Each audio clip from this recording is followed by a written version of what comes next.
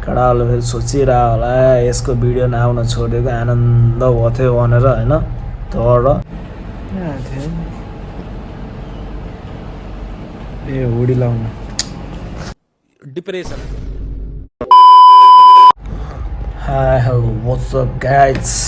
After a long time के गर्नु यस्तै छ होइन। बस्दा बस्दा बोर भयो मेरो। धेरै दिनपछि हाम्रो भेटघाट भयो।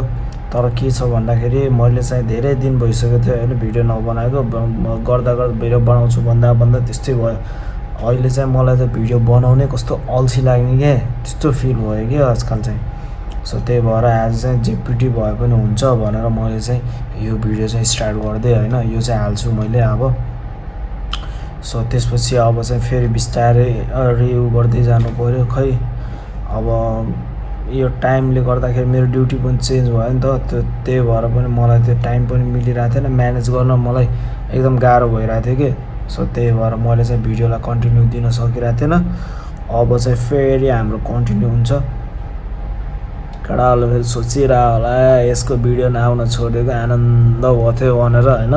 तर तर तर तर केटा हो आउँछ मेरो चाहिँ हेर्न चाहिँ नबिर्स है।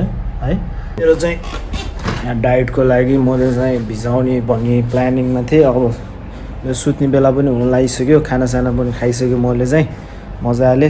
आज यो रुमहरू पनि टक्क चिटिक्क पारिदिएको यस्तो कस्तो डस्टी थियो नि त सफा गरिदिएको होइन।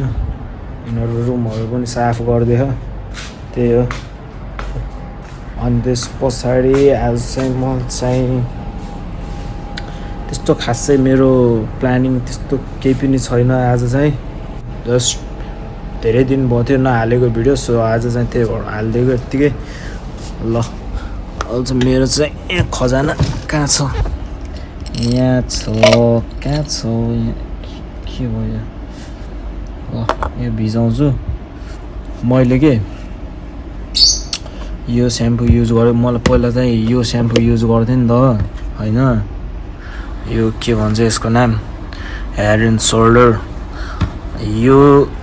यसले चाहिँ मेरो हेयर चाहिँ एकदम ड्राई गरायो कि त्यही भनेर। अनि यो चाहिँ लोरेल हो कि के हो यो 11 कस्तो नाम पनि कस्तो अप्ठ्यारो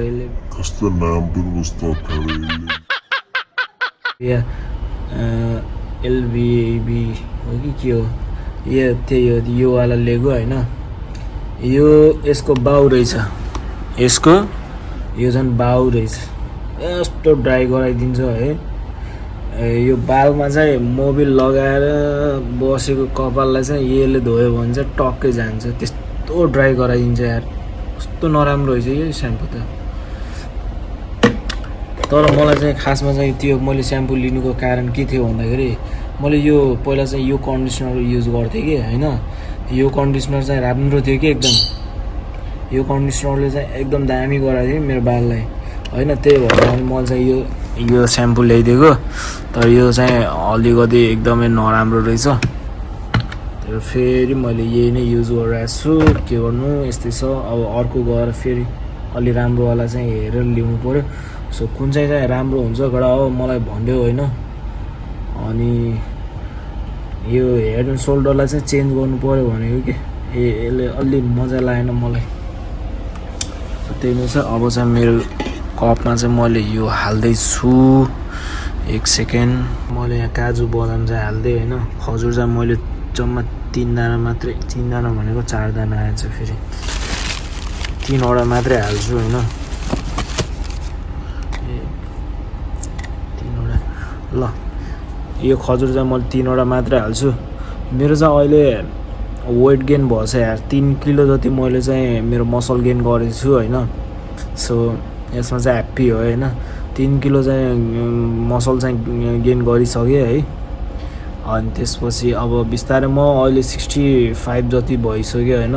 म चाहिँ यसलाई चाहिँ 68 सम्म गराउने मेरो प्लानिङ छ। 68 सम्म भयो भने चाहिँ ठिकै हुन्छ मेरो यो हाइटको मान्छेलाई होइन।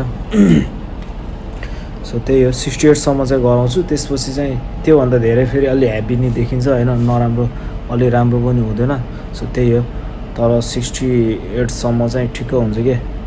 अब त्यही 66 67 68 यत्तिकै धेरै। अब मलाई अब योभन्दा धेरै बढाउनु पर्दैन होइन, खासै धेरै।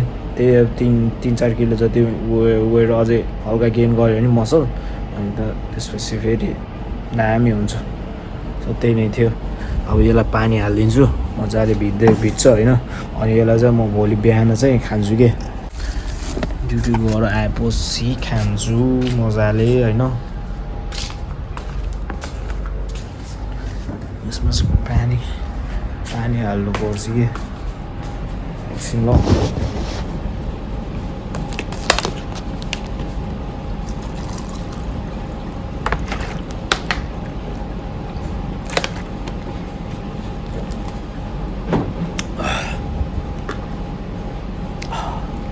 गर्नुपर्छ फेरि पानी खाएपछि। चलो भाइ अन्त फ्रिजमा राखिदिउँ मजाले।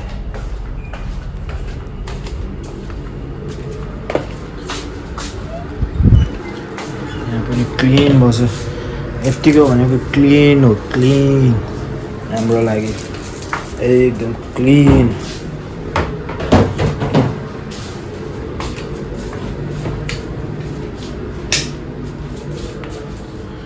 फ्रिजमा फेरि पुरै बर्म्यान्ड लुकेछ न,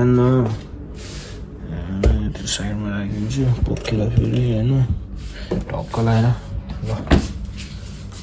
थियो यो चाहिँ फ्लोर पनि कस्तो टल्क्यो, या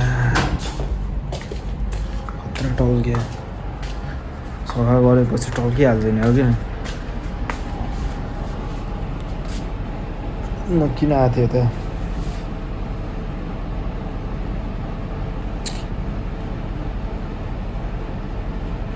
किन आएको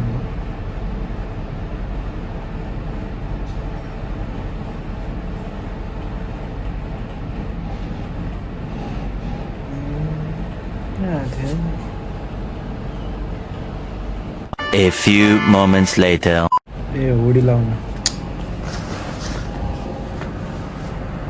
हुडी लाउन आएको थिएँ म। डिप्रेसन सुत्ने बेला भयो नि त, म फेरि हुडी लाएर सुत्दिन्छु कि।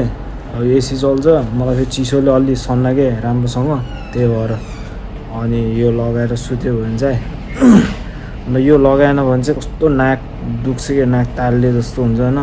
अनि घाँटीहरू पनि कस्तो हुन्छ कि, त्यही भएर यो चाहिँ कम्पलसरी मैले चाहिँ लगाएर सुत्छु होइन। अप्ठ्यारो पहिला अप्ठ्यारो हुन्थ्यो, आजकल त मलाई त बानी भयो, यो नलगाउने भने चाहिँ अप्ठ्यारो हुन्छ, त्यस्तो भइसक्यो अब त्यही हो कुरो। ल अब चाहिँ हामी सुत्नु पर्ने हुन्छ। यहाँ एलेक्स, ओहो एउटा दुःखको कुरा के छ भन्दा होइन, दुईवटा एलेक्स र त्यो उता एलेक्स यो चाहिँ एलेक्स होइन, अर्को थियो नि त त्यो जुन छुट्टै। यो दुईजनाले सालीले टोकी त्यो बहिनीलाई मारिस् होइन तैँले, अर्को होइन।